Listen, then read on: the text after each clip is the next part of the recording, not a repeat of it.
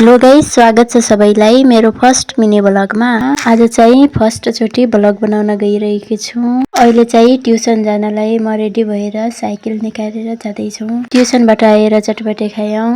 त्यसपछि घर आएर ड्रेस चेन्ज गरे, काकडा र स्याउ पनि खाए। खाइसकेपछि सरसफाई गर्नतर्फ लागे। हलमा पनि सरसफाई गरे। आज चाहिँ जसरी पनि म ब्लग बनाउँछु भन्ने सोचेर बनाउन तर्फ लागेकी थिए। धेरै भइसकेको थियो ब्लग बनाउँछु भनेर, तर बनाएकी थिएन। तर आज बनाए जसोतसो मिलाएर।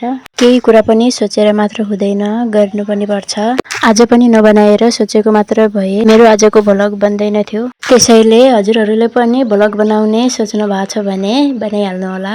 आज राम्रो नभए भोलि पक्कै हुन्छ भन्ने आशमा मैले ब्लग बनाउन सुरु गरेकी छु र हजुरहरूले सपोर्ट गर्नुहुन्छ भन्ने आशा पनि लिएकी छु। हजुरहरूलाई जस्तो लाग्यो त्यस्तै प्रतिक्रिया दिन नबिर्सिनु होला भन्न चाहन्छु। मोबाइलको क्यामेरा राम्रो नभएको कारणले राम्रो भिडियो पनि भइरहेको छैन। यो चाहिँ हाम्रो बारीमा फलेको खुर्सानी हेर्नुहोस्, 4-5 बोटमा पनि यति धेरै फलेको छ। भिन्डी पनि बीचमा लगाएका छौं। एउटै बोटमा पनि धेरै खुर्सानी फलेको छ, हेर्नुहोस्। त्यसपछि म खाना बनाउन तर्फ लागे। भात पकाइसकेकी थिए र दाल पकाउनलाई तयार गर्दै थिए। हजुरहरूलाई मेरो भिडियो कस्तो लाग्यो प्रतिक्रिया दिन नबिर्सनु होला। आजलाई चाहिँ यति नै।